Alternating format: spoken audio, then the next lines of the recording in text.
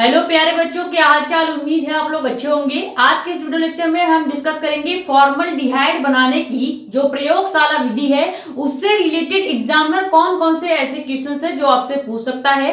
तो बहुत simple simple questions आपसे पूछे जाएंगे, अभी हम डिस्कस करेंगे। लेकिन अगर आपने अपने चार्ट पेपर पे फिजिक्स या केमिस्ट्री या बायोलॉजी किसी भी टॉपिक पे डायग्राम बना रखा है तो पहले आप एक बार मेरा प्लेलिस्ट चेक कर लीजिएगा। अगर आपके टॉपिक से रिलेटेड वीडियो अवेलेबल है तो आप देख लीजिएगा, और अगर नहीं अवेलेबल है तो आप अपने टॉपिक का नाम हमें कमेंट करके बता दीजिएगा। आपके टॉपिक से रिलेटेड आपको वीडियो प्रोवाइड कर दी जाएगी। नए हैं तो चैनल को सब्सक्राइब कर ले ताकि ऐसी इंफॉर्मेटिव और इंपॉर्टेंट वीडियो आपके पास आती रहे। ज्यादा से ज्यादा वीडियो कर दे शेयर ताकि और वीडियो जुड़ जाए। अपना कमेंट से डाउट आप यहाँ पे, या हमारा इंस्टाग्राम आईडी भी है, जो बच्चे रेगुलर वीडियोस देखते हैं उनको पता है, मेडिको स्पेंस साक्षी मिश्रा के नाम से, वहां पे अपने डाउट पूछ सकते हैं। ये वीडियो मैं इसलिए बना रही हूँ क्योंकि एक बच्चे का कमेंट आया था, उसका नाम मुझे याद नहीं आ रहा है, तो उसी के कहने पे ये वीडियो बना रही हूँ। अगर वो बच्चा ये वीडियो देखता है तो अपने मतलब वो बता देना कि आपके लिए वीडियो हेल्पफुल रही है या नहीं, ठीक है। अब सबसे पहले फॉर्मल्डिहाइड से रिलेटेड आपसे क्वेश्चंस क्या पूछे जाएंगे ये बताते हैं।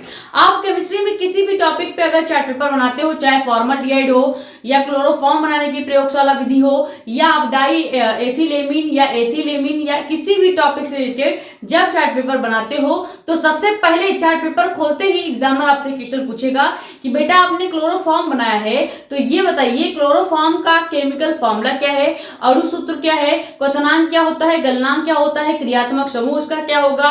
तो उसी से रिलेटेड क्वेश्चन पूछे जाएंगे। जैसे अगर आपने फॉर्मल्डिहाइड बनाया है तो फॉर्मल्डिहाइड से रिलेटेड क्वेश्चन क्या पूछा जाएगा कि फॉर्मल्डिहाइड का जो केमिकल फॉर्मूला यानी कि रासायनिक सूत्र है वो क्या होता है, इसके क्रियात्मक समूह क्या है, आईयूपीएसी नाम क्या होगा, उसके बाद गलनांक क्या होगा, क्वथनांक क्या होगा और इसका उपयोग क्या होगा। ऐसे ही क्वेश्चंस आपसे बहुत सिंपल सिंपल क्वेश्चंस पूछे जाएंगे। अब सबसे पहले आपने अपने चार्ट पेपर पे यही डायग्राम बना रखा है जो कि मैं यहाँ पे गूगल से लगा देती हूँ, आप देख लीजिएगा। ये डायग्राम से रिलेटेड आपसे क्वेश्चन क्या पूछा जाएगा कि फॉर्मल्डिहाइड का केमिकल फॉर्मूला रासायनिक सूत्र क्या होता है। सबसे पहला क्वेश्चन यही है कि फॉर्मल्डिहाइड का रासायनिक सूत्र क्या है। तो आप याद कर सकते हैं, इसका रासायनिक सूत्र होता है HCHO, ठीक है, HCHO, या अगर आप चाहें तो इसको ऐसे भी लिख सकते हैं CH2O, ठीक है। मेन आप ये याद रखिएगा HCHO, या आप इसको ऐसे भी याद रख सकते हैं CH2O, ठीक है। ये हो गया इसका रासायनिक सूत्र यानी केमिकल फॉर्मूला। अब देखते हैं सेकंड क्वेश्चन क्या है कि फॉर्मल्डिहाइड का जब आप रासायनिक सूत्र बता देंगे तो एग्जामिनर आपसे ये जरूर पूछेगा कि इसका क्रियात्मक समूह क्या होता है, ठीक है। तो आपको बताना पड़ेगा इसका क्रियात्मक समूह क्या होगा। इसका क्रियात्मक समूह आप देखिए HCHO, तो इसका क्रियात्मक समूह क्या है CHO, ठीक है। अगर कहीं भी आपको CHO दिख रहा है तो इसका मतलब आप समझ जाइएगा कि ये फॉर्मल्डिहाइड या एल्डिहाइड की बात हो रही है, क्योंकि एल्डिहाइड का ही क्रियात्मक समूह CHO होता है। अब यहाँ पे कौन सा एल्डिहाइड है उसकी बात हम नहीं कर रहे हैं, केवल आपको एल्डिहाइड का पूछा जाएगा या फॉर्मल्डिहाइड करके पूछा जाएगा, फिर भी आप क्रियात्मक समूह CHO ही बताएंगे। अगला क्वेश्चन क्या है कि फॉर्मल्डिहाइड का आईयूपीएसी नाम क्या होता है। ये क्वेश्चन एग्जामिनर आपसे जरूर पूछ सकता है कि फॉर्मल्डिहाइड का आईयूपीएसी नाम क्या होगा। क्लोरोफॉर्म अगर आपने बनाया होगा तो क्लोरोफॉर्म का आईयूपीएसी नाम पूछ लेगा। ऐसे ही क्वेश्चंस पूछेंगे, ठीक है। जैसे फॉर्मल्डिहाइड का आईयूपीएसी नाम जो होता है वो होता क्या है, मेथेनॉल, ठीक है, मेथेनल। इसका ऑप्शन क्या नाम हो जाएगा, आईयूपीएसी नाम मेथेनल, ठीक है, ये आप याद रखेंगे। अगला क्या है कि फॉर्मल्डिहाइड का अणु भार, ये आपसे पूछा जाएगा कि फॉर्मल्डिहाइड का एटॉमिक मास क्या होता है। तो आप डायरेक्ट भी याद रख सकते हैं कि 30 होता है। अगर आपको याद नहीं हो रहा है तो आप यहां से निकाल लीजिए H2O, ये आपका फॉर्मूला है। अब यहाँ से CH2O जो आपका फॉर्मूला है, इससे अगर हम एटॉमिक मास या अणु भार निकाले तो कैसे निकाल सकते हैं। कार्बन का होता है 12 प्लस हाइड्रोजन का होता है 1, ठीक है, हाइड्रोजन का होता है 1, और यहाँ पे 2 से गुणा करना है तो 2 से गुणा भी कर देंगे, प्लस ऑक्सीजन का होता है 16, ठीक है, ये हो गया। अब देखिए 12 प्लस 2 प्लस 16 जोड़ दीजिएगा तो आपका क्या आ जाएगा, 30 आ जाएगा, ठीक है। ये आपका क्या हो जाएगा, फॉर्मल्डिहाइड का जो एटॉमिक मास होगा वो। ठीक है, अगला क्वेश्चन क्या है, फॉर्मल्डिहाइड का प्रयोगशाला विधि बताइए। प्रयोगशाला विधि से रिलेटेड क्वेश्चन नहीं पूछा जाएगा, लेकिन फिर भी आपको बता देते हैं प्रयोगशाला विधि का एक रिएक्शन है जो कि क्या है, ये रिएक्शन आप डायरेक्ट याद रखेंगे, क्या हो जाएगा 2CH3OH, ये हो गया। अब इसकी क्रिया अगर हम ऑक्सीजन के साथ O2 के साथ कराएंगे तो क्या बन जाता है, अगर हम इसकी क्रिया ऑक्सीजन के साथ करा दें, यानी कि जो आपका CH3OH है, इसकी क्रिया ऑक्सीजन के साथ जब कराते हैं तो क्या बन जाता है 2HCHO प्लस आपका बन जाएगा 2H2O। ठीक है, ये रिएक्शन आप याद रखेंगे। वैसे आपसे पूछा नहीं जाएगा, लेकिन फिर भी मेरा जो मतलब है कि आपको ये आना चाहिए, मतलब आपको जानकारी होनी चाहिए, भले एग्जामिनर पूछे ना पूछे उससे आपसे मतलब नहीं है। अब इस स्लाइड में से सबसे ज्यादा जो क्वेश्चन आपसे एग्जामिनर पूछ सकता है वो यही सब पूछेगा कि इसका केमिकल फॉर्मूला क्या है, क्रियात्मक समूह क्या है, आईपीएससी नेम क्या है और एटॉमिक मॉस क्या है। ठीक है, ये आपसे नहीं पूछा जाएगा, फिर से बता देती हूँ, लेकिन आपके जानकारी के लिए ये रिएक्शन आपको आना चाहिए।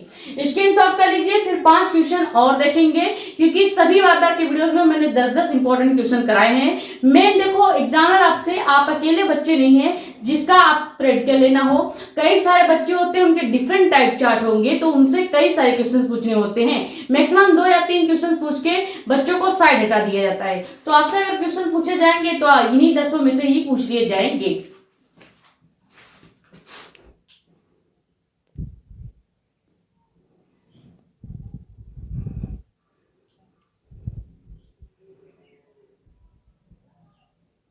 तो अगला क्वेश्चन क्या है कि फॉर्मेलिन क्या होता है।